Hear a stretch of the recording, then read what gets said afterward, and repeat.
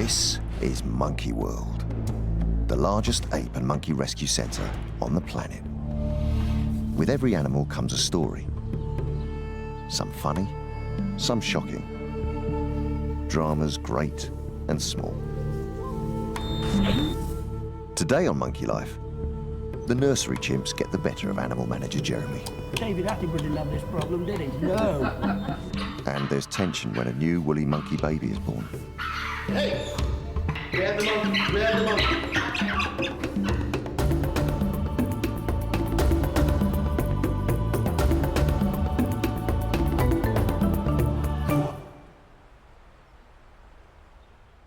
Monkey World is a thriving 65-acre sanctuary.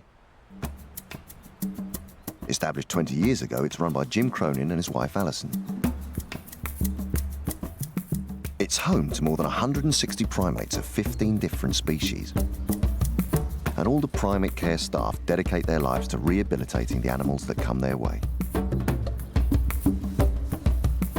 Jim and I have always sort of said to the primate care staff, and it's sort of the way we think about our animals as well, is that we always on a daily basis want to try and come up with new and better ways to improve their quality of life, because this is their home, this is where they live. So we're, always trying to think of things that would be better for them, keep them more interested, more amused, more active, more healthy.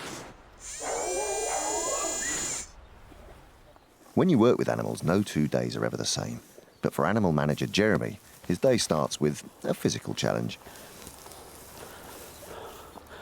Yeah, you look, you get hold of that, pull it. Yeah, good girl, pull it. Good girl, go pull it up. Good, yeah, pull it up there, go on. You were doing well for a second then. Yeah, good girl. Oh, you almost got it then. In the bucket is water and vegetable oil filled with floating treats. Get hold of that. Sally, where do I get all these jobs? Curiosity has even got the better of the newest recruits, Ben and Pip.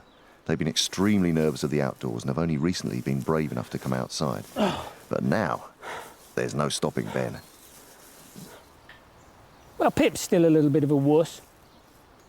I don't know why. But Ben's a real outside boy.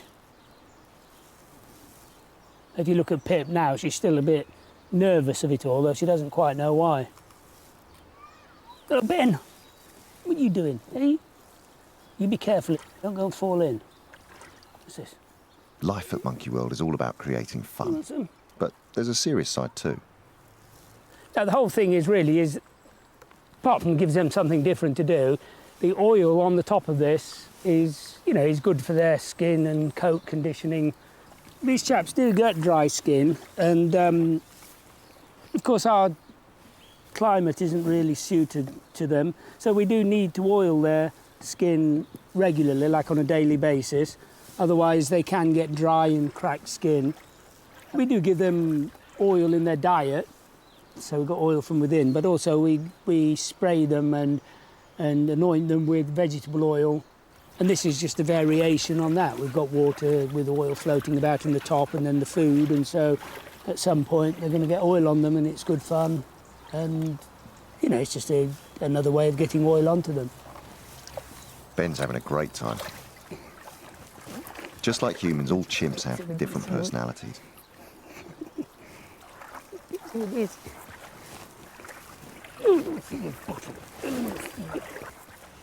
And while Ben is bolder than his sister, young female chimps are more thoughtful than males. She knows bolder isn't always best because there could be danger outside, but each day she seems more at ease with her surroundings, and no doubt she'll soon be just as boisterous as her brother.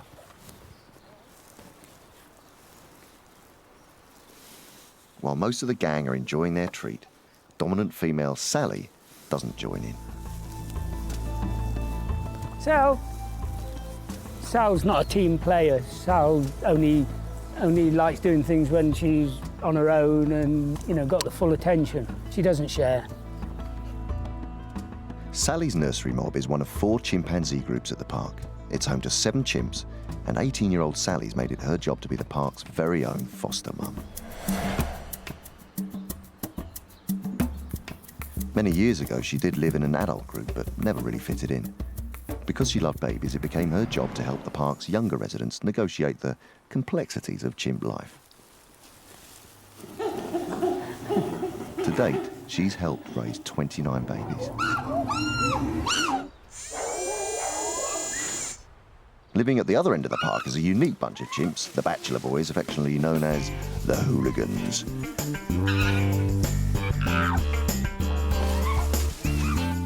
They all started life in mixed groups, but as most of them were too aggressive, a bachelor pad was set up. Jim and Alison took quite a risk putting a bunch of highly strung boys together, but it seems to be working. In the wild, small bachelor groups do occur when adolescent males leave their birth troop. They go off and establish their own new territory. This lot of hooligans are a happy and settled bunch governed by their slightly unhinged leader, Butch. Boys being boys, life is full of petty squabbles. And back with the nursery chimps, Jeremy's found himself right in the middle of one. Bundle. Sort them out, Lulu. Good girl. Did you see that? Good job you were here. Conflict is too much for youngsters Ben and Pip, who make a hasty retreat. Seamus has turned his attentions to animal manager Jeremy. Jeremy hand-reared the 7-year-old for the first 2 years of his life, so they're always pleased to see each other. The problem is, Seamus's age may be increasing, but his maturity isn't. It's not long before others follow, and Jeremy is at the centre of a free-for-all.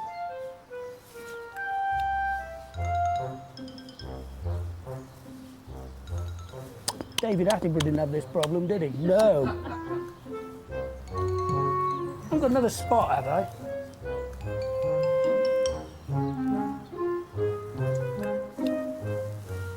Stop it. Now the chimps have had a sufficient oiling, Jeremy can get his revenge.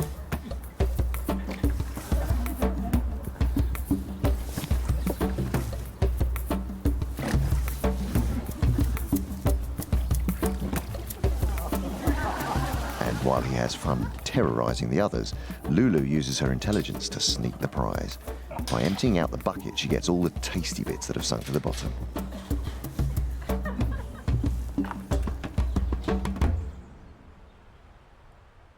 As Monkey World was set up as a rescue centre, breeding is not always encouraged. But because some species are endangered, the park takes part in controlled breeding programmes. We actually participate in 3 different international breeding programs for specific species. And that's for the orangutan, our woolly monkeys, and our golden sheep gibbons. So that means, in terms of a global perspective, we're talking to and liaising with different organizations around the world to ensure that any infants that are born to any of those 3 species have maximum genetic diversity, so that you create a population, albeit in captivity, but that are unrelated and a healthy population. And you try and ensure, of course, that they're born into good circumstances so that they grow up and behave naturally. Woolly monkeys are part of the endangered species breeding programme, but they rarely successfully give birth in captivity. They're extremely difficult to keep healthy as they suffer from social stress and high blood pressure. They also have very particular nutritional needs, but here, large tree-filled enclosures and a carefully monitored diet ensures a happy community. This has led to the much-awaited arrival of the park's 3rd baby woolly monkey to female Kuna. It's Jim who's captured on camera the baby's first and vital moments. Jim, I just wanted, do you need anything down there? Are you good? No, right now we're fine. If everything's settled up there, you know, you ought to feel free to come down. The only problem is, it looks like Mum Kuna has rejected the baby. Instead of being tucked up with her, it's attached to Dad. It's very possible that Dad saved the baby's life. Sadly, he might have been a hero for one moment, but he can't continue to care for the baby because somebody's got to feed it. But we're going to have to do something about it now, so we're probably going to have to anesthetize both the mother and father, hope that that goes okay, and try and put the baby back on the mum and see what happens. So it's tense times right now, but we're all very pleased that Kuna and the baby are fit and healthy, and that, boy, Dad saved the day, picked up the baby and is keeping it warm. As animal manager Jeremy darts Dad Bueno, vet Mike Nathan is on standby to take the baby and keep it warm.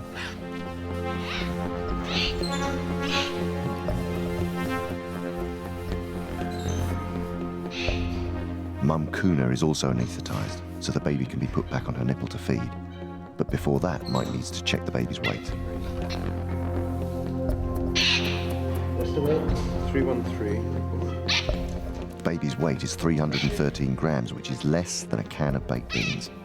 At the moment, he's a healthy size, but time is ticking to get him fed properly. Right, okay.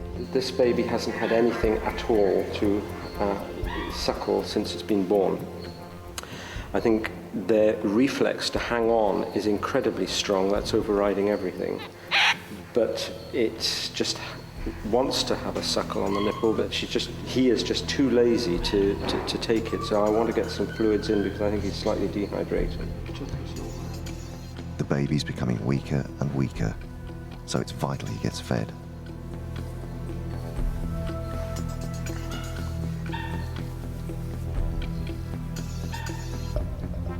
So, Mikey, how much did you get in? 1.5 mils. The baby is taken to lie with Mum while she's under anaesthetic. Maybe when she wakes up, Kuna will at last bond with her new infant. Are you ready? Yeah, that's fine. Not too much in with it, because we have don't need those things. We'll see, it's all in really Kuna's hands now, whether she wants the baby or not, and in the end, you know, only she can make that decision. So we'll be here to sort of pick up the pieces if she decides not to, but really, this is what we want. Monkey World Ape Rescue Centre is home to 59 chimps, the largest natural living collection outside of Africa. Most had a traumatic start in life. Their nightmare began when they were stolen from the wild as babies. Even worse, the capture of one infant can result in as many as 10 adults being slaughtered as they try to defend the baby. Some went on to be used as beach photographers' props. Others were paraded around in circuses, and for a few, life was in a laboratory. How much damage stays with them, no one knows, but their scars are definitely apparent. These primates are man's closest relative, sharing nearly 99% of our DNA. They're highly sociable, and in the wild they live in large communities that can number 80 or more. At Monkey World, the largest group is home to 21. Presiding over the clan is their leader of more than 15 years, Paddy. He's a gentle boss, but as alpha male, it's his job to make sure there is peace among the group. The others will show him respect through submissive gestures such as crouching or holding out their hands while grunting or squeaking. Paddy might not be the brightest chimp on the block, but what he lacks in brain power, he makes up for in muscle. He's proved to be a fantastic leader and is respected by the whole group. In the second biggest chimp group, newly instated leader Hananya is struggling with life at the top.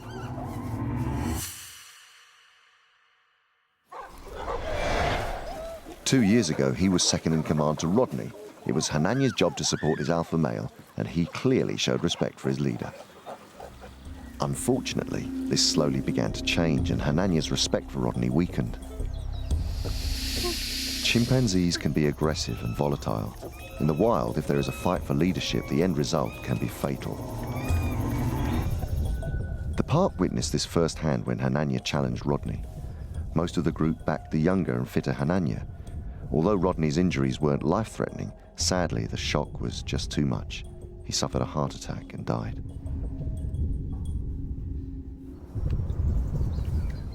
The incident was horrific, but it's proof that the animals are living and behaving just as they would in the wild. Hananya's got Peggy grooming him, right now on his ears and feet and so on. He's being groomed head to toe by quite a band of serious individuals. So I think what we're seeing is basically the group handing over power to Hananya. 2 years on, the group still want him as their alpha male, but he's finding it quite hard. At 14 years old, Hananya is a young leader, and because he's grown up with the majority of the group, he finds it difficult to reprimand them. He's beginning to assert his dominance, but from time to time he still frets and doesn't behave like a leader.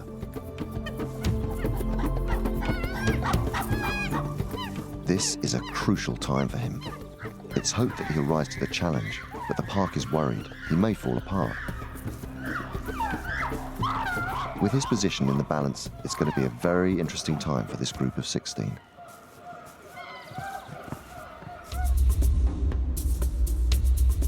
The park is also home to 11 orangutans, and there's another one on the way, as 18-year-old Roro is pregnant for the second time. She is very, very pregnant. She is full term, and it is a matter of time. I mean, it can be today, it can be within a week. And you know, an orangutan birth in any place is a bit special. Here, I believe it's even a bit more special. Roro was smuggled from the wild, and so was the father, Tuan. So it's a very, very important part of the breeding program to save orangutans from extinction. But we've had our ups and downs, me and her, but we're really looking forward to it. Roro's background is unfortunately typical of an animal that suffered from the illegal wildlife pet trade. She was smuggled from the wild and kept in a cage as a pet in her owner's kitchen. Later, she was confiscated by the Taiwanese authorities and given refuge at the Pingtung Rescue Center in Taiwan. 6 years ago, Roro came to Monkey World, but had to overcome some challenges of her own. She was teamed with the park's 2 existing orangutans, Amy and her young son, Gordon. Amy immediately made it clear that she was not impressed with another female on her patch. The 23-year-old isn't the friendliest of apes, and although orangutans aren't very demonstrative, Amy made her feelings clear. In the wild, orangutans are semi-solitary, and this could explain the pair's constant squabbles.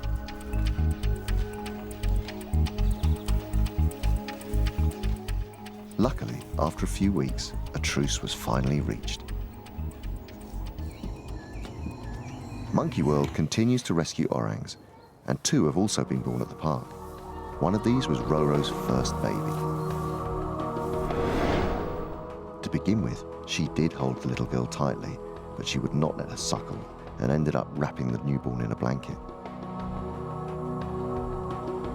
For its own safety, the baby had to be taken away and hand-reared by keeper Mike. There's a good girl. When natural mother Xiao-Ning gave birth to a son, it was a different story. From the start, she doted on the newborn, and today, she still does.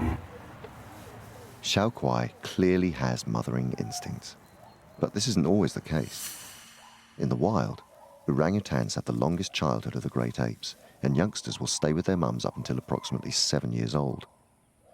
It's during this time that the females will learn how to be mothers, but as Roro was snatched as a baby, it could be why she didn't accept her firstborn. It is now hoped that the 18-year-old has learnt enough from Xiao-Ning to care for this infant. But animal manager Jeremy isn't so sure. The bottom line is, you're not that hopeful she's going to take care of this baby, are you? No, I doubt she'll take... I mean, hopefully I'm wrong, but I doubt she'll take care of it. But if she doesn't, I really hope that Xiao-Ning might. You reckon Xiao-Ning's dominant enough to take it? I'm not sure. It depends on Roro's mood, because when Roro's in a bossy mood, I wouldn't mess with her. Yeah. I think it's a joint effort. If Xiao-Ning can't do it on her own, I think I might be able to influence it. Then, like I somehow or other managed to influence Xiao-Ning to feed Kai in the first place. So you're talking about going in? Yeah. So you reckon if you go in, she's not showing interest, you might be able to do something? There's a chance. Then again, at the very least, But we can... nothing to lose. But at the very least, if that happens, we then separate her off from the baby. Yeah, separate her off from the baby, and I'm sure then Xiao-Ning will scoop it up. I'm trying to just keep all options open. And then, I'm sure she'll come up with something different, but that's what they do, isn't it? Back in the woolly monkey house, New mum Kuna is coming round from her anaesthetic. Her baby has kept himself tightly attached in desperate need of being accepted and fed.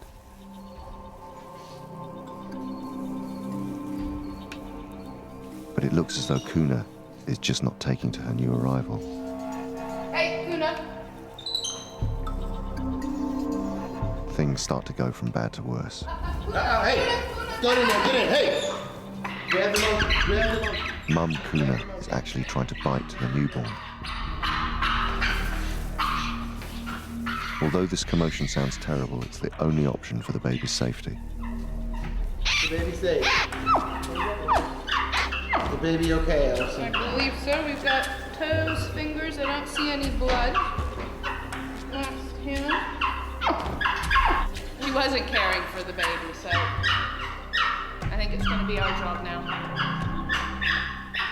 If this vulnerable infant makes it, he will be only the second baby woolly monkey in the world to survive being hand-reared.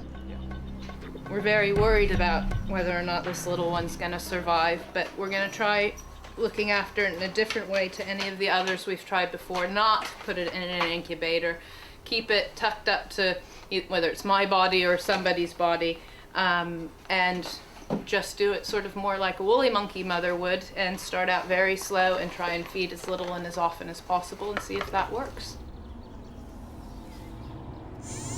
Next time, the park tackles one of its biggest moves to date, shifting 4 chimps to new enclosures, which means anaesthetics for all of them. All the apes have their own strategies of avoiding being darted. Chimps tend to move around a lot, and they look out as if to say, go on then, dart me, dart me.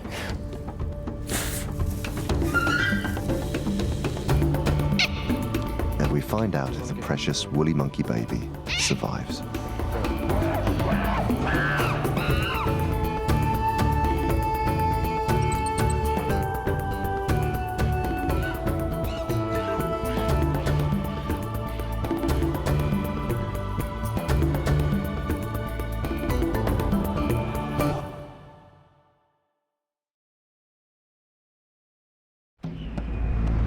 This is Monkey World, the largest ape and monkey rescue centre on the planet.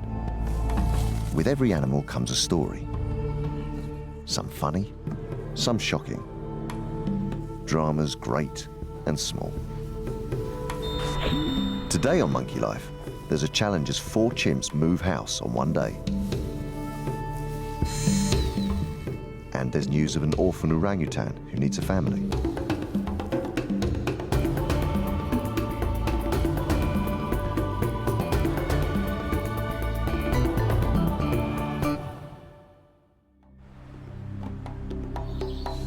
The park usually operates a non-breeding policy because so many rescued apes and monkeys arrive each year.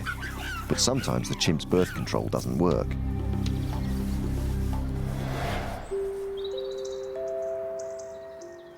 It's nearly dawn and a sleepy wake-up for the 2 youngest chimp members of the park, babies Rodders and Ash. They were born under very different circumstances.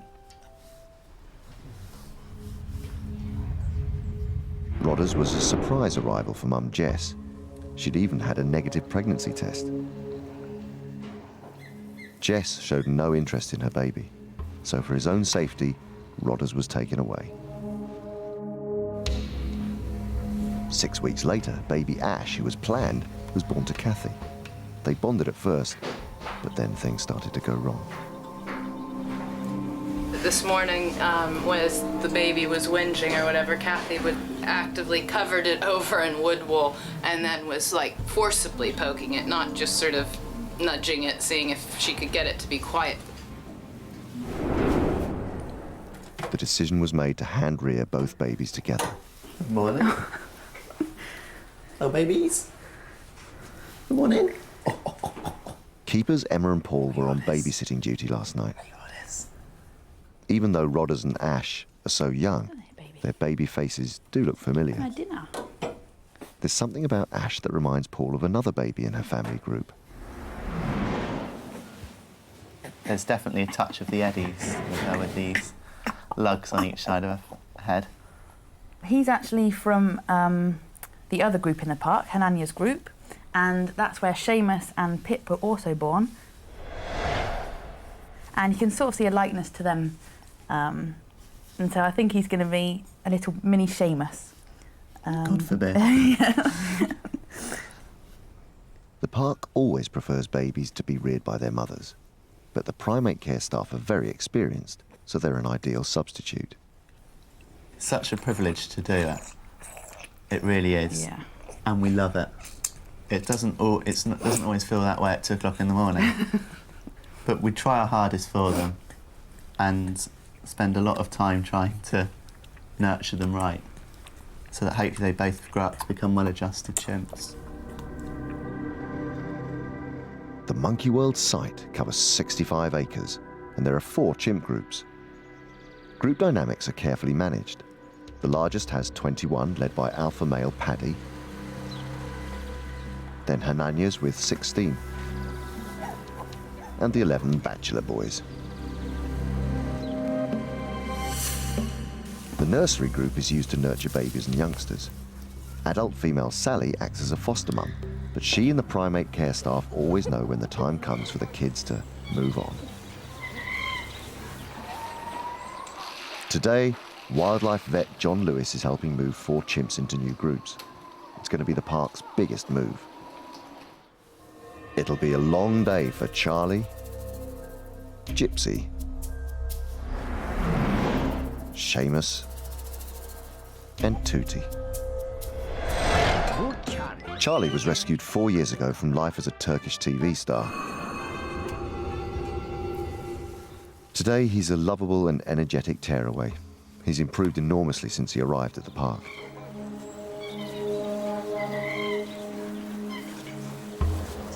Upsetting the balance is another tearaway, 11-year-old Gypsy. We decided we'd move them together, and those 2 are going to have to go to the boys.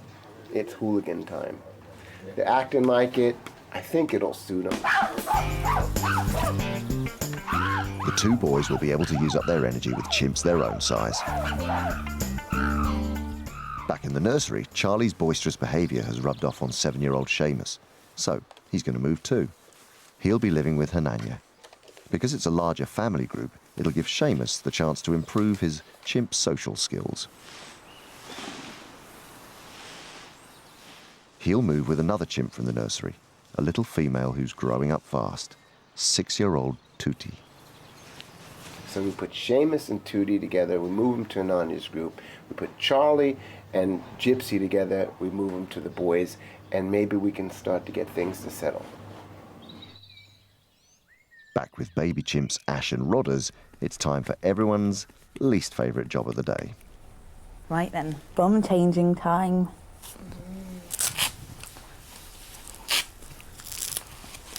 Ah, clean bottom. I'm sure every parent has lots of experience in changing nappies, but with Rodders and Ash, you have to imagine that they've got a hairy bottom also. No, I know, I shouldn't be talking about it. And so when they do have a dirty nappy, it takes an awful lot of cleaning up. Look at his belly. I know. You tell him. He started to talk so much more now. At the beginning, the odd sort of whimper and he'd sort of speak to you a little bit. But now you walk in the room and say hi to him and he talks to you. Don't you, baby? Just like humans, the babies have already developed their own personalities. Ash and Rodders couldn't be more different. If we decided not to give him breakfast this morning, he would have thought, oh well, never mind, I'll wait till lunch. We wouldn't hear a peep from him, whereas Ash would soon let us know that it was time for her breakfast. She's very much going to be in charge, in control of her own destiny and not take any nonsense from other chimps or us. Ash and Rodders will soon move to the park's nursery, so every day they spend time in a little room next door. Here they can watch foster mum Sally and the other young chimps.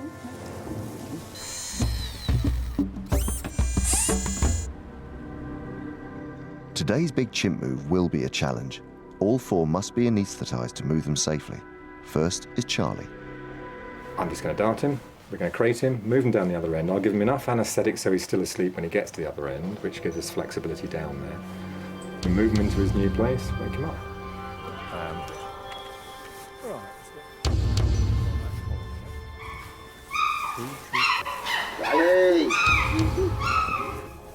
Charlie knows something is about to happen and starts displaying.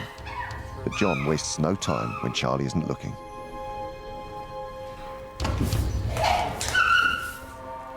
Charlie wants to destroy the dart, but it won't be long before the anaesthetic takes effect.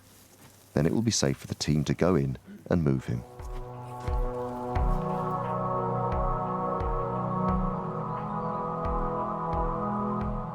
Monkey World is part of the Endangered Species Breeding Programme for orangutans and also the European creche for orang babies needing a new home. This morning there's some exciting news from abroad. We've actually just been contacted about a little female Bornean orangutan who's only a few months old and who's orphaned and is currently in Moscow Zoo. And they've asked us if their little female called Jolie could come and join our orangutan nursery, and of course the answer is absolute yes. Obviously it's something that we're very pleased with. We've got the facilities set up and we're ready to go. Jolie will be the second baby orang to move to the park. The first was 18-month-old Aris, who came from Germany, where he was living with baby orphan gorillas. He needed to grow up with other orangs, so the park stepped in. Aris has excellent social skills and he's settled in perfectly with his new family. Okay, yeah, So that's to say great. that So they we'll can see email it? this to them, then they So that apply they've for got- their export permit. So that We we get can that get the back, full one we back. get our import permit, and then... Yeah. Okay, that's great, yeah, so if you want to get a letter off to the curator saying... There's a lot of about paperwork when moving endangered animals, but it's hoped that Jolie will be able to come to Britain soon and join the orangutan nursery.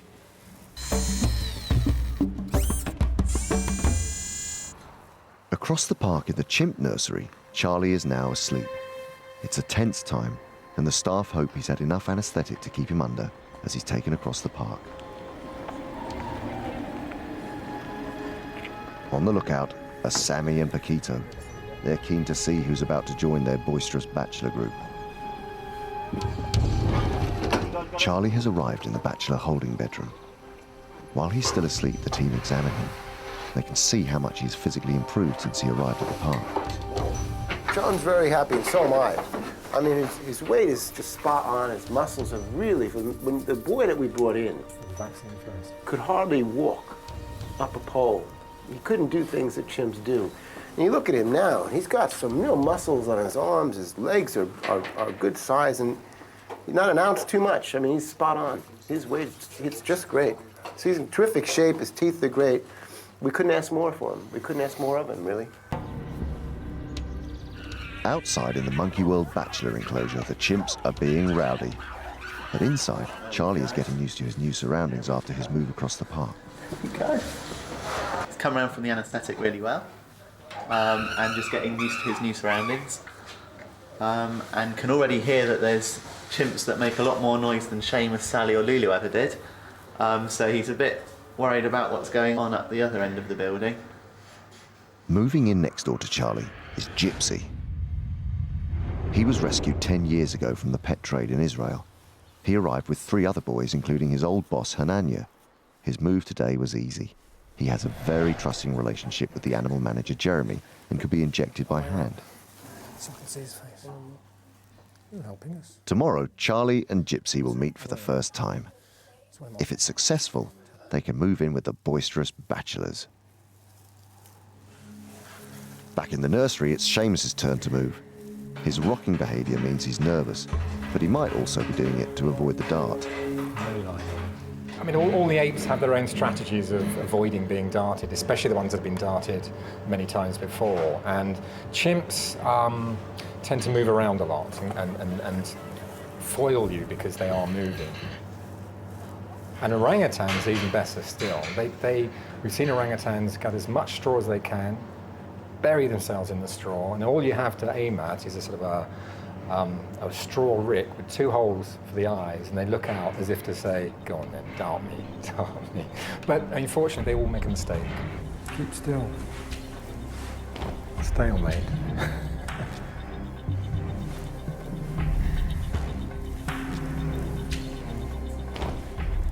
Seamus makes his mistake. He looks away, and it allows John to take his shot.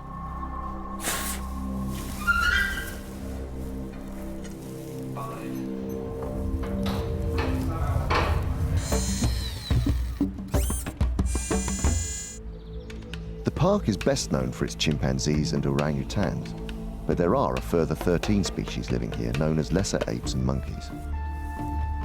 These are marmosets, goldie monkeys, lemurs, squirrel monkeys, woolly monkeys, capuchins, 5 species of gibbons, and stump-tailed macaques. Together with the chimpanzees and orangutans, they total a collection of over 160 primates. The smaller monkeys, such as the marmosets and the capuchins, have mostly arrived as victims of the British pet trade. Anyone with a correct license can own one of these precious primates. But people are unaware of the specialist care they need. In the wild, capuchins live in the trees of Central and South America, coming to the ground only to drink. They are the most intelligent monkey and are extremely dexterous. And when they can't open things with their hands, they will try and hammer them apart. Most importantly, they are social animals, living in groups of 10 to 30 individuals. So having them as pets can be extremely damaging. They mostly live alone, and without proper care they fall victim to many health issues. They suffer from nutritional and weight problems, and some have even had serious injuries ignored. Rehabilitation isn't always easy, but luckily for Tom, TJ, Terry and Gizmo, who reside at the park, they have a chance to live out the rest of their days as naturally as possible. Unfortunately, it's been an unnatural and tense time for one of the park's latest arrivals, a male baby woolly monkey, and it's still touch and go whether he's going to make it. You know, it's still early days. 3 weeks isn't very long in a lifetime, but you know, we're quietly hopeful now. I think we've cracked it. He's feeding well. He's quite attentive. He's sort of starting to investigate the world, and he's starting to come out of his shell a bit. So I'm hopeful that actually he's going to make it. Woolly monkey Kuna gave birth to her son in the middle of the night, but by next morning, he was found being held by Dad. The woolly monkeys here at the park are part of a global endangered species breeding program, so this baby's survival was critical. Despite everyone's best efforts, the baby couldn't feed from Mum, and Kuna rejected her baby. Hey, get in there, get in, hey! Grab the monkey, grab the monkey, grab the monkey. The only option was to hand rear the infant, but that wouldn't guarantee his survival. Only one baby woolly monkey in the world has ever survived being hand reared. Do we have like collars and things? Yeah. It was Alison who took on the mighty task. You know, we're finding out loads of things all of the time, and what I've been quite surprised with, I mean, and I suppose I shouldn't be, is the speed of his development. On day 11, he started cutting his first teeth, and, you know, I was a bit dazed and confused, what with the sleep deprivation and stuff, but I was saying to Jim, I think the teeth are coming in, and even Jim was a bit surprised, but sure enough, on day 11, the first tooth came through right in the lower and right in the front. I've also been sort of trying to talk to him in sort of woolly monkey terms, so I do a bit of snuffling with him and sort of just, which is, you know, little, and he does respond, a little hand comes up and stuff, and if I put my face down to his and snuffle in, he sort of wriggles back at me usually, so trying to make him not totally foreign to sort of woolly monkey behaviors and that kind of thing, and as soon as possible, really, as soon as I feel it's safe and so on, we'll start taking him into the woolly monkey house and doing feeds so that he gets to hear all of their calls and starts seeing them and stuff. Within the past few days, he's actually started just sort of hanging out looking around and taking in his environment. So he is starting to become more aware. I think his eyes are beginning to focus on things a bit better. And along with that goes the hands reaching out for objects in front of him. For this little one, it's important that he takes in enough milk. He's weighed every day during this delicate early stage. He's now putting on 5 to 10 grams a day. So we're really pleased with that, aren't we? Yes, I know. Oh, yes, you're such a good boy. I know.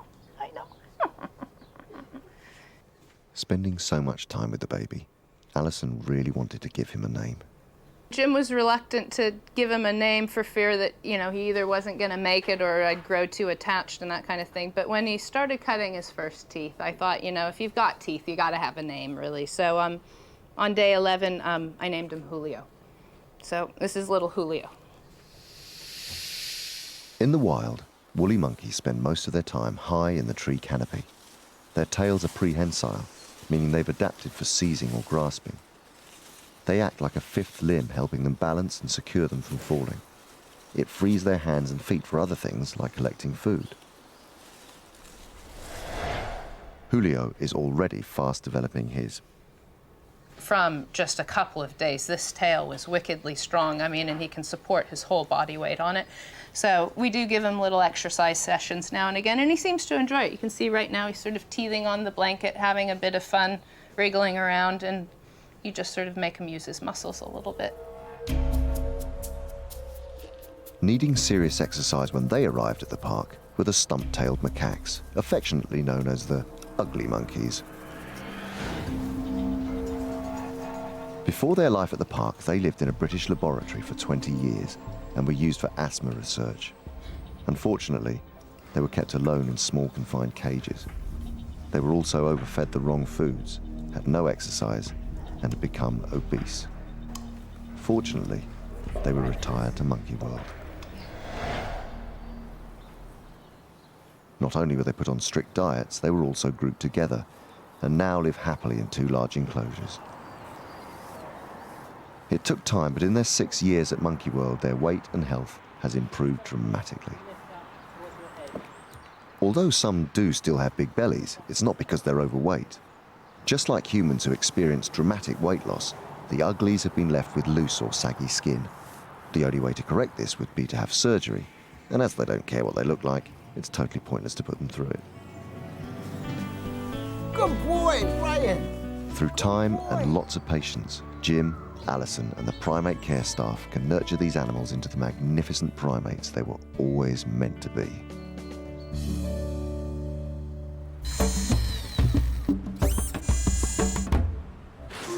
Seamus!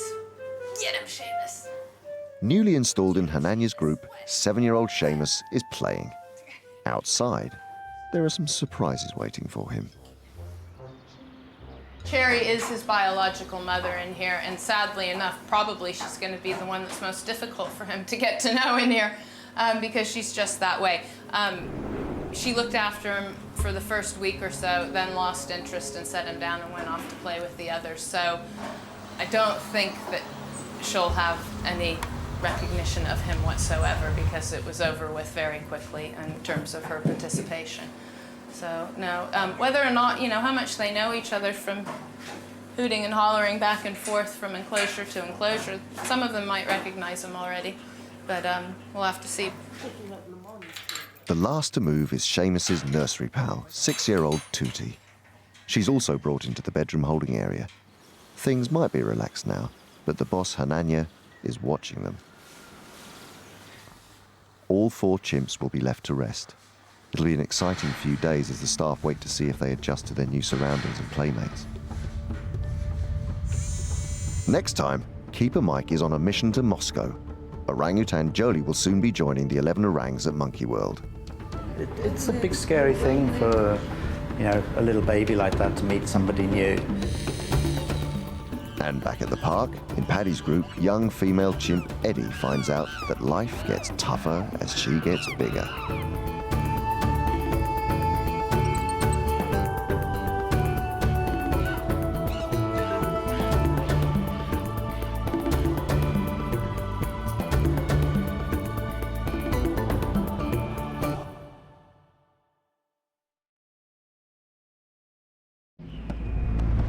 This is Monkey World, the largest ape and monkey rescue centre on the planet.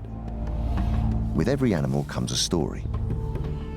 Some funny, some shocking. Dramas great and small. Today on Monkey Life, baby orangutan Jolie gets the VIP treatment on her journey from Russia to Monkey World. Fingers crossed for a safe journey and a happy landing. And at the park, there's a toddler tantrum for Eddi and Paddy's chimp group.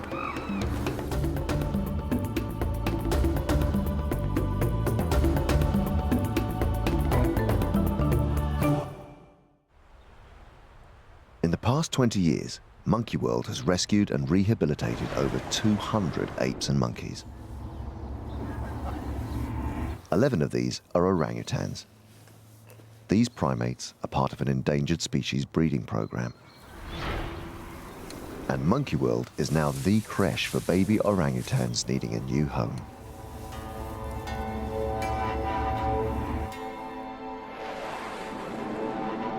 More than 1,600 miles away in Russia, Keeper Mike has arrived in Moscow.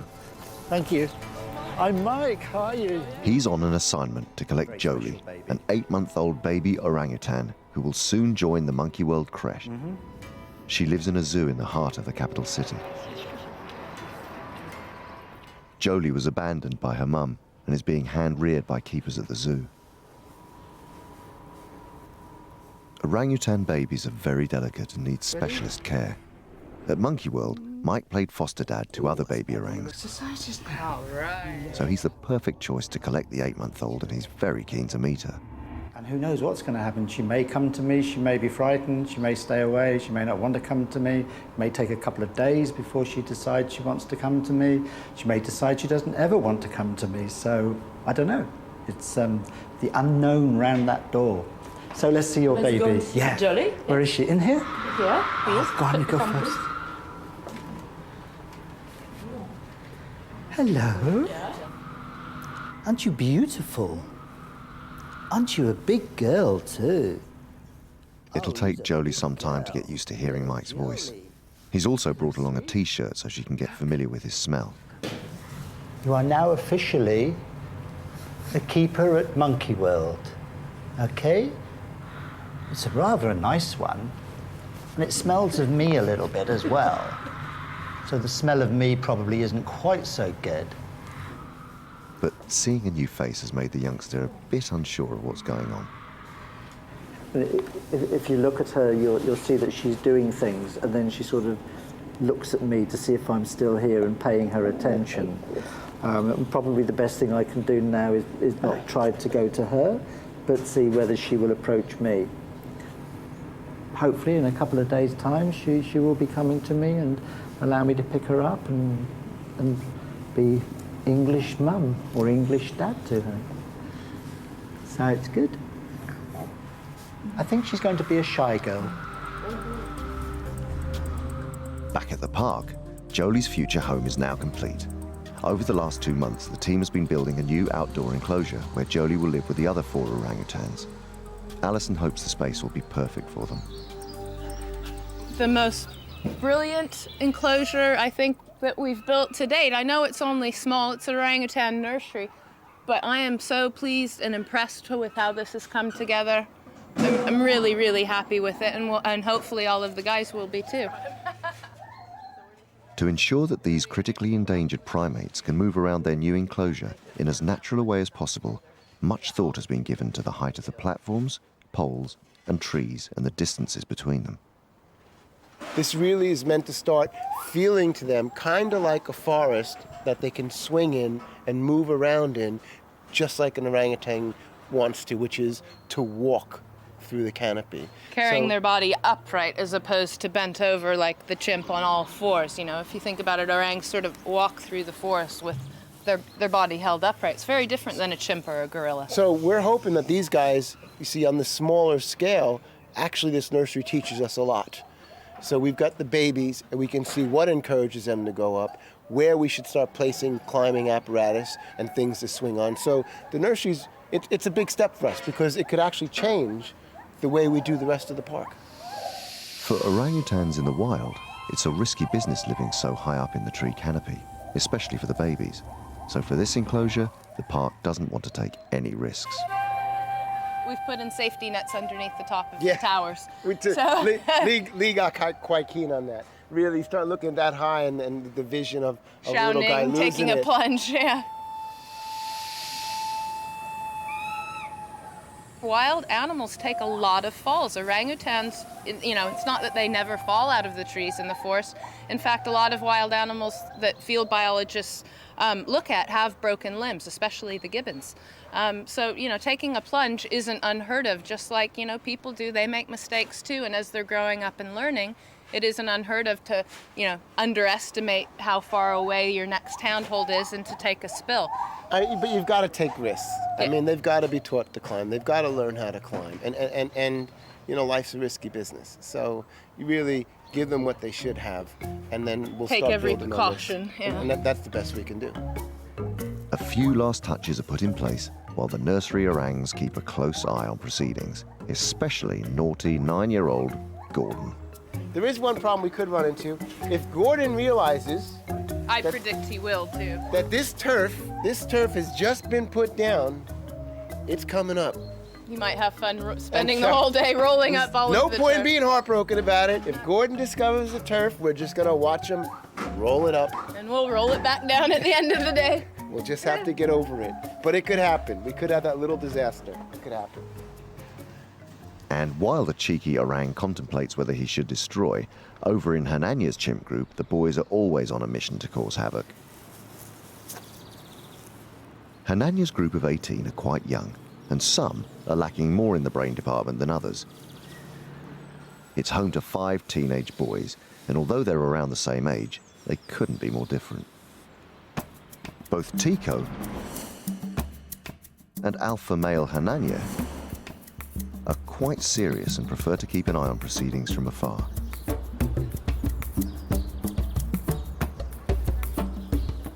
But 14-year-old Arthur and 13-year-old Macaque are pretty silly and love larking around. If no one's there to have fun, that's fine. They can enjoy their own company just as much. Last of the boys is Simon. He's an intelligent chimp, but he can be quite selfish. Today, though, he's looking for fun, and he's trying to persuade alpha male Hananya to join in.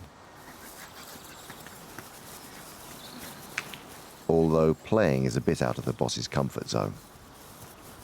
Hananya has never been one to let loose, and his fun is over before it begins.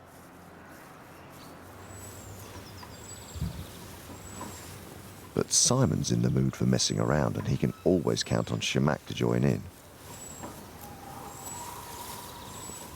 Macaque loves playing the clown, and while Simon is a very bright and astute male, he's still in touch with his childish side.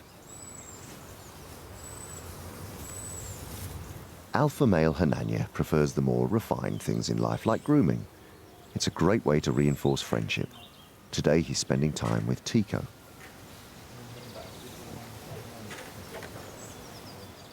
And it's hoped the sensible 13-year-old will become Hananya's right-hand man. Displays like this show it could be happening.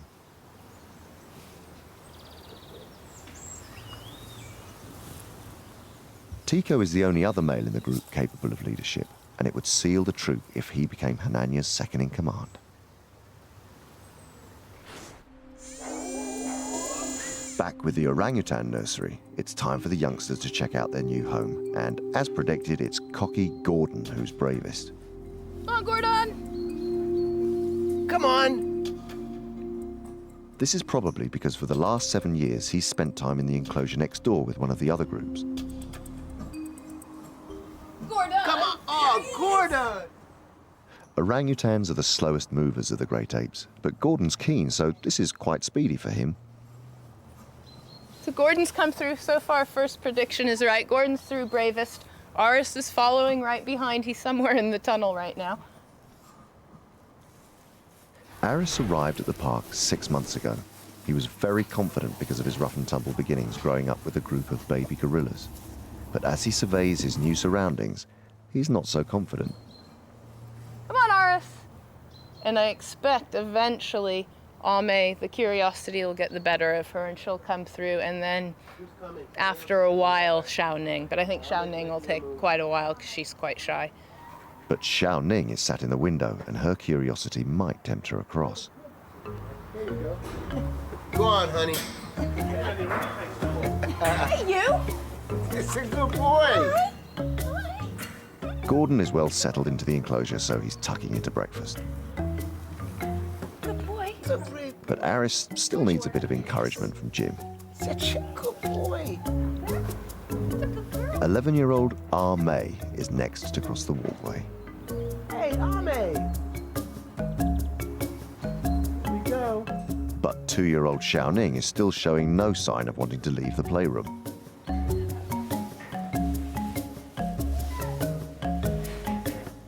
It's no good. The animal manager, Jeremy, has decided he'll have to carry her across.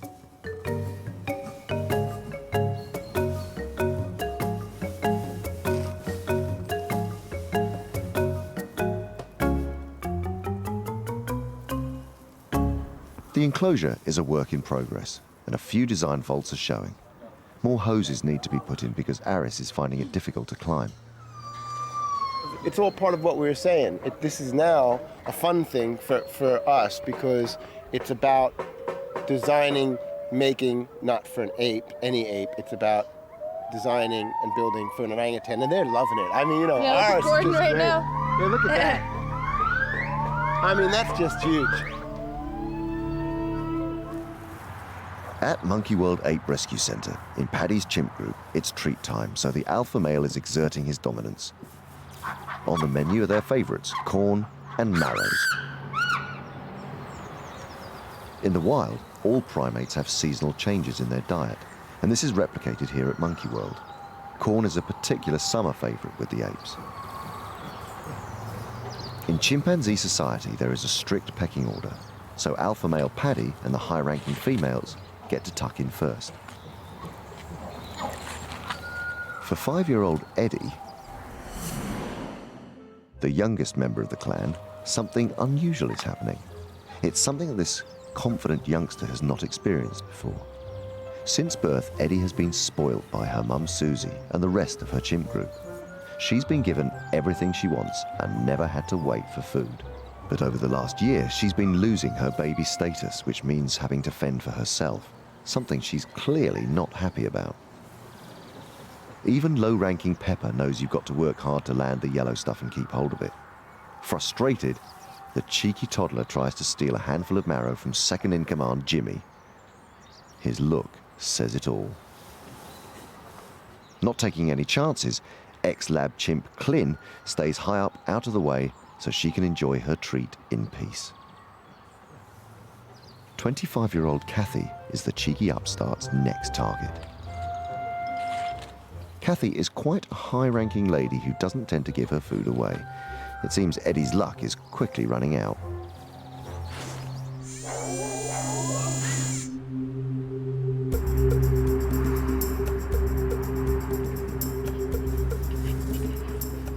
Back in Moscow Zoo, slowly but surely, Mike is making quite an impression on baby Jolie. Her shy character and Mike's unfamiliar face have been a challenging combination. Jolie, drink of tea? You going to come over to see me? She says, maybe not. Not sure, are you? Oh, sorry. It hasn't been easy, but he is beginning to gain Jolie's trust. Offering her favourite tipple helps. You nearly touched me then, Jolie. You can hold my hand even. Oh, a nice cup of tea. Good girl, Jolie. Good girl. And now she's starting to relax. He goes for the ultimate bribe, her favourite food. Yes, I know what I'm doing. Jolie. Mike hasn't wanted to unnerve Jolie, so he's been cautious about physical contact. But today, he's keen to see how she reacts to being handled by him.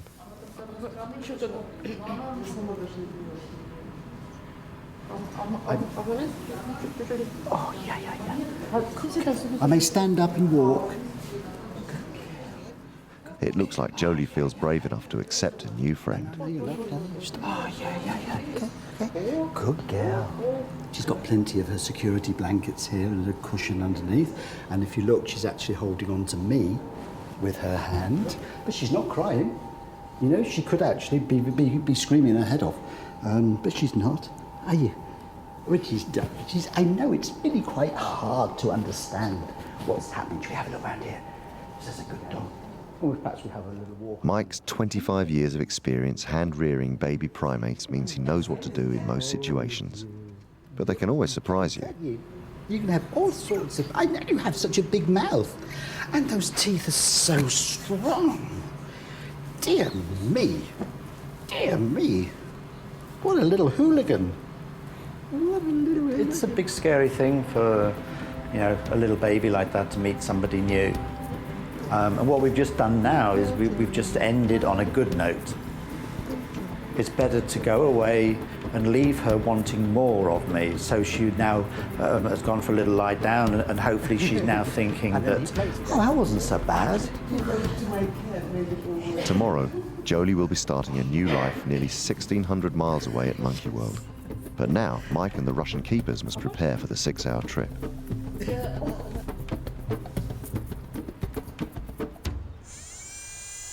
Back at the park, in Paddy's group, it seems Eddi is not going to give up. For the last 5 years, she's been used to getting what she wants when she wants. But as she's growing up, the rule book is changing.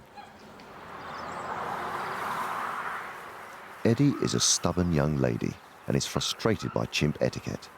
Just like human children, temper tantrums are part of life, and poor Zoe is finding herself right in the middle of Eddi's.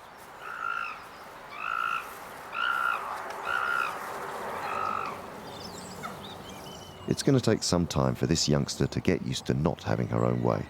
But in the meantime, she can seek comfort in a game of chase with prankster Gamba.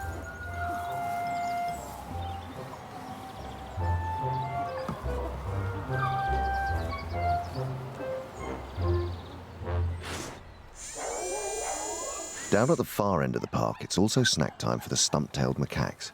But let's hope there are no tantrums for these affectionately nicknamed ugly monkeys. Their treat is something new, large citrus fruits called pomelos. In the wild, fruit is a particular favourite, but they also eat insects, small birds, grubs and nuts. Sam makes a beeline for the treats hanging up, while the boss, Scott, checks out the one the others haven't spotted. Stumptails are notoriously lazy, and as these pomelos are not familiar food, it doesn't take long for both boys to lose interest. High-ranking David doesn't want to be left out and has a go at the chopped-up pieces, but he's far too lazy and gives up easily. Sam is keen to get his hands on as many segments as he can, and being the most intelligent in the group, he's sure there's a way.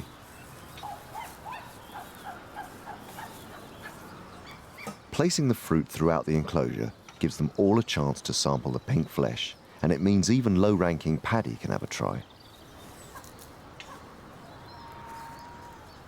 Eating the segments first is a smart move by Sam. The pith of the fruit is thick, so this way it's easier to get to the tangy stuff. With the high-ranking individuals paying the pomelos little attention, the low-ranking troops decide it's their turn. Determined, Paddy scores a piece and heads off. Tim's even managed to grab a whole one. Macaques have cheek pouches that store food so they can keep on feeding and eat what's stashed later. Tim's making full use of his. As well as being mouth-watering, this fruit is a highly nutritious, low-calorie food source for the macaques, so they're a perfect treat.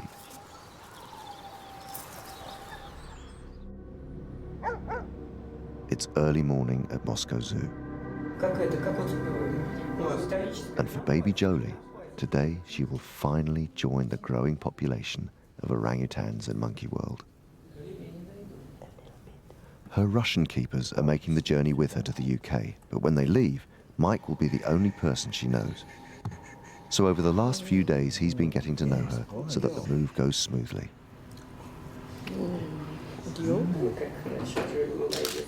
Despite the unsociable hour, she's getting a big send-off.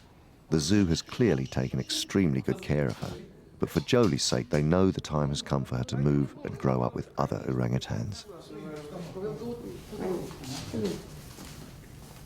Before leaving for the 6-hour trip ahead, a few last-minute preparations are made to stop her feeling cold on the journey. This little one is not used to the sub-zero temperatures outdoors.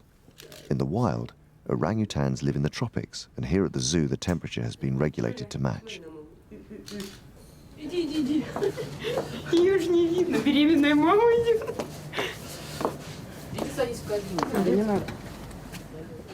With everything ready, the team set off on their trip to England. Well, it's 4:30 in the morning. We've had about 2 hours sleep. Jolie's in the front seat, so it's all systems go. We hope we've covered absolutely everything.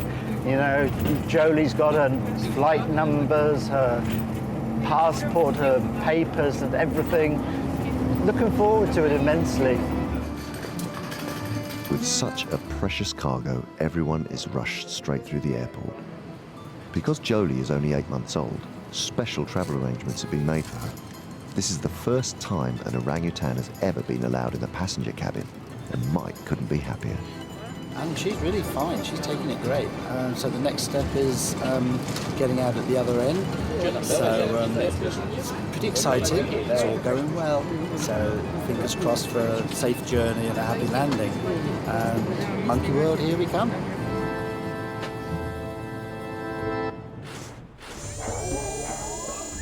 Next time, Jolie settles in at Monkey World. She's a pretty little girl. Allison's been through the wars to bring this little girl in. But she's not the day's only orangutan arrival. It's a girl. I'm just sat here with her. She's good, she's calm.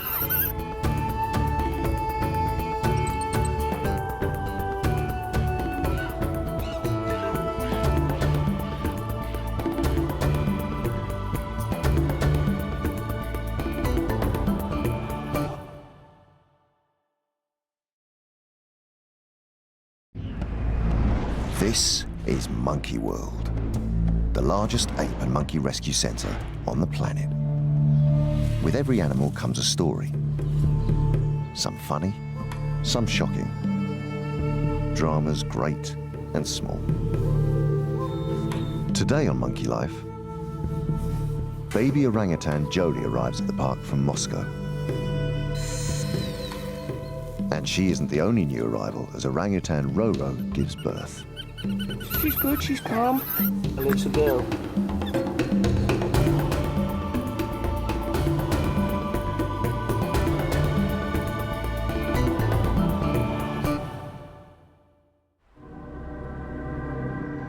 There are over 160 primates at Monkey World, including 59 chimpanzees. The dynamics of each group are very carefully managed. Sometimes the park decides to move the apes and monkeys into different groups, so their own unique needs can be met more easily. Today, in Hananya's group, 9-year-old Cookie will be helping out 2 chimps who recently moved in. Seamus and Tutti. It was time for them to experience a larger group and to start meeting their new family one by one. To get started today, we'll probably try and pick somebody a little smaller and a little more mellow rather than bringing Hananya straight in on them. So we're thinking Cookie because she's quite a mellow individual. So, I mean, that might be a good opportunity. She won't be high pressure. She won't be in their face. And hopefully Seamus will behave himself and Tutti will be interested in the new lady. So I have to see how it goes, but I think it's a good choice to start with. As always, the animal manager Jeremy is on hand to keep an eye on things and to give Seamus cuddles when required. Cookie chooses to stay high up so she can see everything that's going on. But she's greedy and can't resist the treats that are on offer lower down. Hello, sweetheart. It's still a bit too daunting for Tutti, so she's taking refuge next door. Where are we going? Let's go see Cookie. Let's go see Cookie. What she's got in that box. What's Cookie got in the box? Let's check Cookie out. What she got in the box? Not much. Seamus is building his confidence and feels brave enough to join in. Cookie allows the cheeky boy to take some of her breakfast. This is a big step towards building their relationship. Tootie is still feeling nervous, but Seamus is happy and relaxed and goes off for a celebratory swing.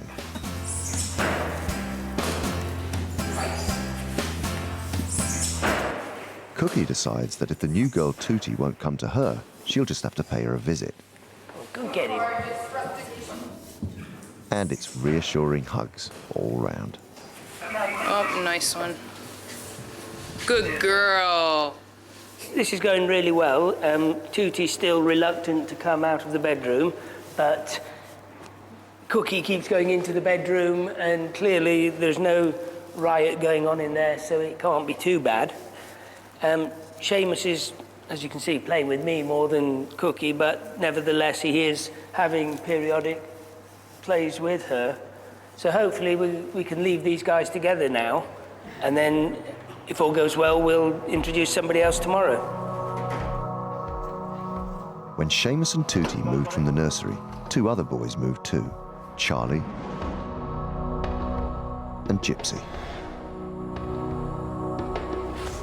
They were becoming too boisterous, so they were moved to join the boys in the bachelor pad. This morning, Charlie and Gypsy are still getting to know each other in the bachelor group bedroom. Gypsy is finding it quite hard to settle, but Charlie just takes it all in his stride. His calm foster mum Sally in the nursery group was a good influence on him. We found out very quickly that Charlie he just doesn't care where he goes. He's not bothered.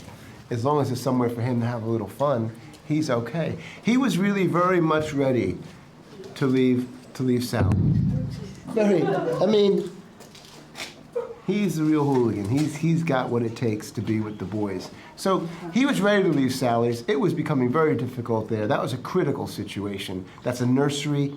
It wasn't going to work out. He had to go. He's very happy. There's another boy around for him to play with. He thinks that's terrific. Gypsy, that's another whole story. We had to take Gypsy out. He was acting like a bit of a fool, a hooligan, and it was never going to settle down. He was disruptive in the group. He had to go, so he's not so happy. It's going to take time. You know, it might be really another whole week before Gypsy chills out. Monkey World has the honour of being the European creche for baby orangutans. And this morning, after a 6-hour journey from Russia, the park welcomes a new arrival, baby girl Jolie. Her keepers have accompanied her. Just pop that back there. Okay, Oh, welcome. Hi. Come on. Yeah. A few days ago, keeper Mike travelled to Moscow Zoo to get to know Jolie. She was shy at first, but eventually warmed to Mike. It was a great relief, as he would be her new carer at Monkey World. Jolie. She's a pretty little girl. Yes. She's a beautiful little girl. Allison's been through the wars to bring this little girl in. Cute. And Allison managed Russian bureaucrats and English bureaucrats of all different types. And in fact, it wasn't until 24 hours ago that we actually got the final okay that she could get on that plane and she could arrive. So I don't know if they've been aware of it, but for us, it's been the most amazing, stressful thing that we've ever done. There's going to be a lot going on in the next few days. 3-year-old female Hsiao-Ning, who can be a bit selfish, isn't too keen on saying hi. She put her hand right out to her. But the new girl has definitely caught the eye of little boy Aris. If you want to come in here. Saying goodbye is always difficult. For the last 8 months, the Moscow zookeepers have hand-reared Jolie because she was rejected by her mum. Now they're leaving. Jolie is obviously cautious. It's okay. No, you go. But moving her to Monkey World is definitely the best option. as she'll be able to grow up with her own kind. But for now, Mike will give her the support she needs to settle into her new home. Yeah, she's good. She's gone quiet. No problem. She's good. It's gone really, really well. This is the first time that she's been without her favourite keepers, so it's fantastic. And she has now decided I'm a good guy, which is absolutely fantastic. And that is just wonderful. I'm not the bad guy quite so much now. And when they do have their sort of favourite keepers and the favourite keepers go and get out of sight, then of course they want someone to hold. They're still tiny, tiny babies. And she's now decided that I'm quite a good guy. Over the next few days, Jolie will get used to all the different sights, sounds and smells of her new surroundings. Then it will be time to meet her new housemates. But now, after a very long day, it's bedtime. There's your favourite cushion. Okay, there you go. Good girl.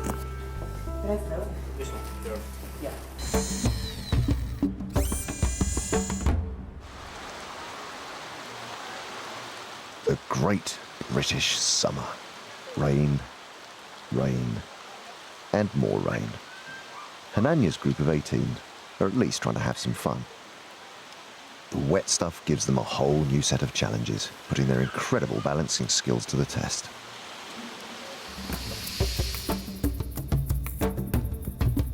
In the wild, chimps in their native Africa often get soaked in the rainy season, but because they can problem solve, they will often use leaves as umbrellas.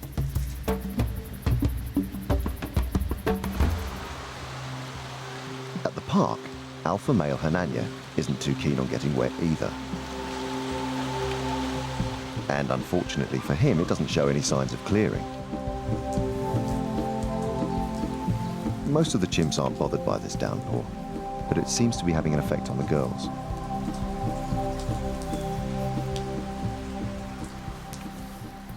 And Honey is in a bad mood.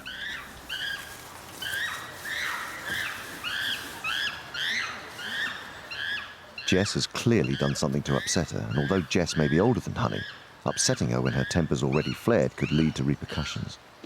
Just like humans, chimps show emotions such as joy, sadness, fear and anger. By baring her teeth and screaming, Honey is showing she's scared and angry. Dominant female Cherry isn't interested in their petty squabble. Taking advantage of the natural water supply is much more appealing. Honey is still in a bad mood and continues to show Jess she's angry. She's developed a lot over the last year and has attitude to equal her growth spurt.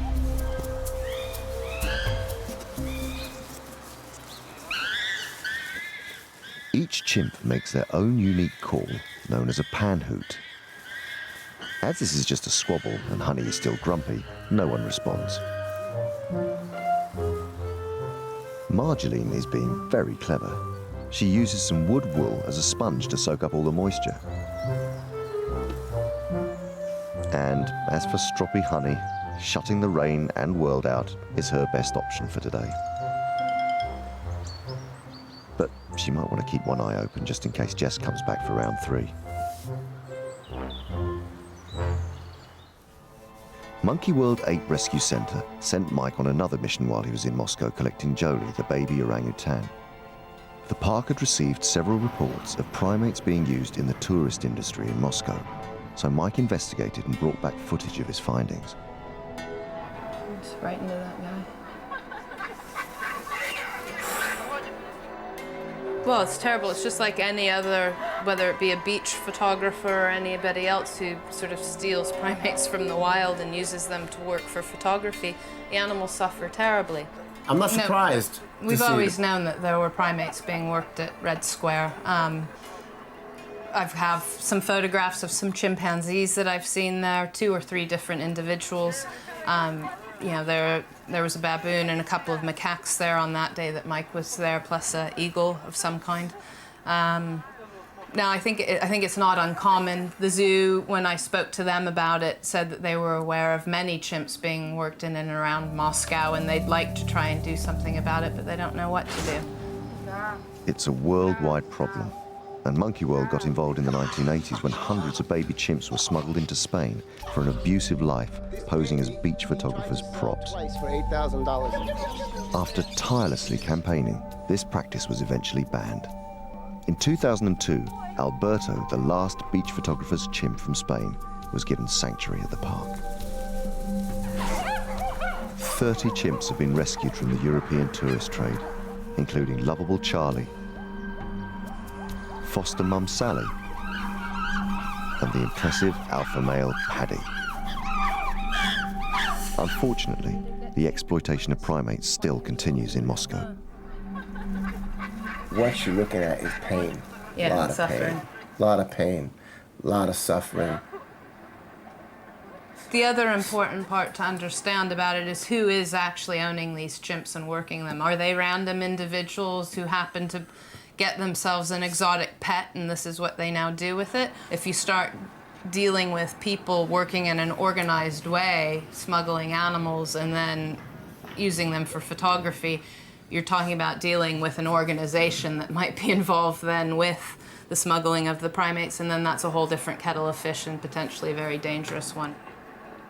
It's a big thing, and really the only way it's going to get resolved, if the government was interested, and Moscow Zoo really would have to take a big part of that. If they're keen for us to work with them, then we're not going to say no, and they are. So it's on the cards, I think. In Hananya's group, Cookie has returned from meeting Seamus and Tutti, and she's getting rather a lot of attention. At 9 years old, she's just starting to enter sexual maturity, and with this comes a rise in popularity with the boys. Usually, it's just the alpha male who has mating privileges. They would normally stick close to the female, but reluctant boss Hananya doesn't seem too bothered, and the other males are blatantly showing Cookie attention. It's a sign of Hananya's constant struggle as leader. His group are showing him no respect. They're not even trying to hide their displays of affection. Cookie is a stubborn girl, but her swelling is just too much to resist, and Simon will keep pestering until he gets his own way. The 13-year-old is not the most gentle of males, and he will do whatever it takes.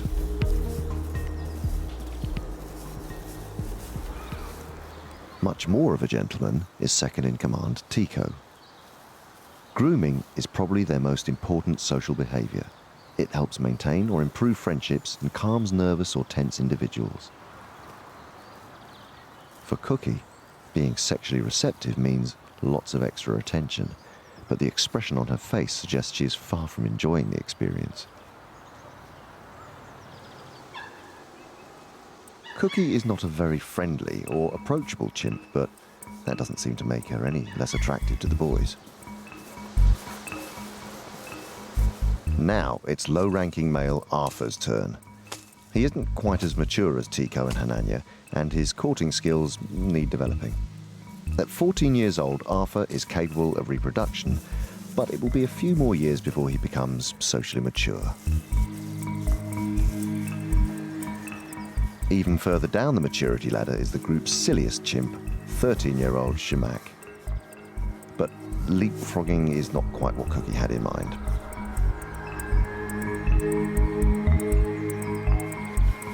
Despite his silly behaviour, Cookie is showing willing and presenting herself to Shimak.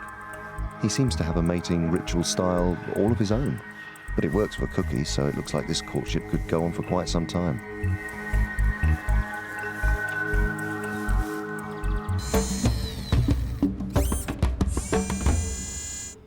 Over in the office, Alison is on mum duty.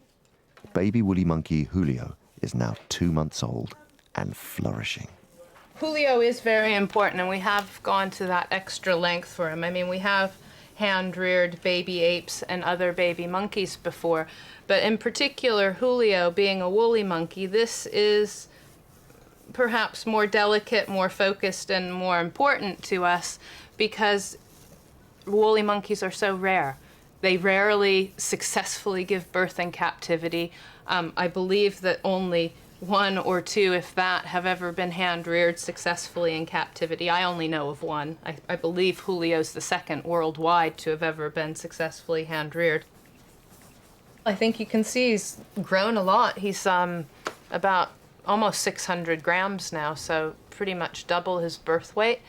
Developing his hand-eye coordination, which is getting pretty good, becoming more stable on his feet, getting around now, starting to sort of tear up my desk, and you know, he requires a lot of attention and effort now as he becomes more mobile. It's, you know, harder work, but we're really pleased for him. And, you know, touch wood, I think that unless there's any unforeseen either colds or flus or, you know, something like that, that we're sort of out of the woods. I think he's going to be okay. Julio is developing well. The park prefers primate babies to grow up with their mothers, but because Julio's mum abandoned him and he was being held by his dad, he had to be hand-reared. In the wild, woolly monkey babies will spend the first few months on their mum's abdomens. If Julio was still with his mum, he would just be starting to leave her to explore his surroundings, just as he does in Alison's office. As soon as he is able to feed himself, I'll give him straight back to one of the groups of woolly monkeys. And I think as soon as he gets a chance to be with the other woolly monkeys, they'll just scoop him up and love him as much as we do. Interacting so closely with Alison is hugely important for Julio's development. And it's surprising how he can be kept occupied. Julio's found is that Jim's hair is particularly good for grabbing hold of and snuffling and shaking hello.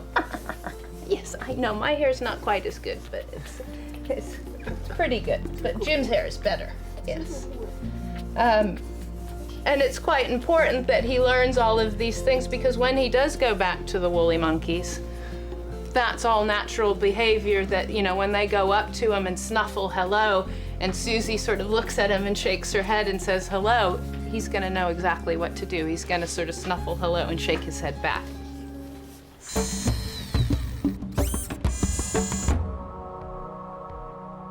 This afternoon in the orangutan enclosure, there's incredible news.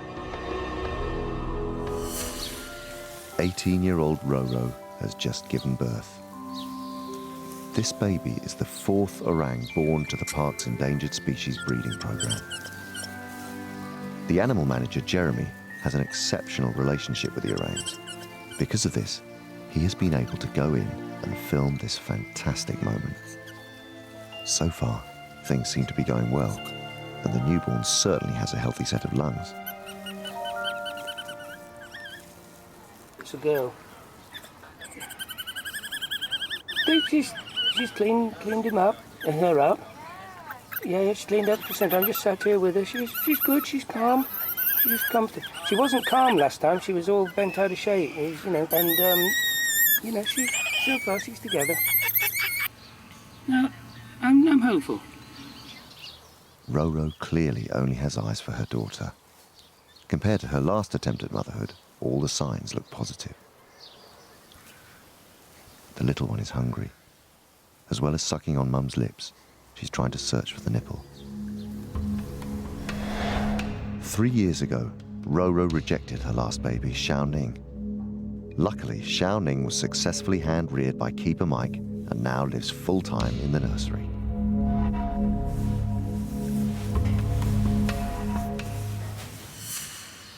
The next 24 hours will be crucial for Roro and her new infant.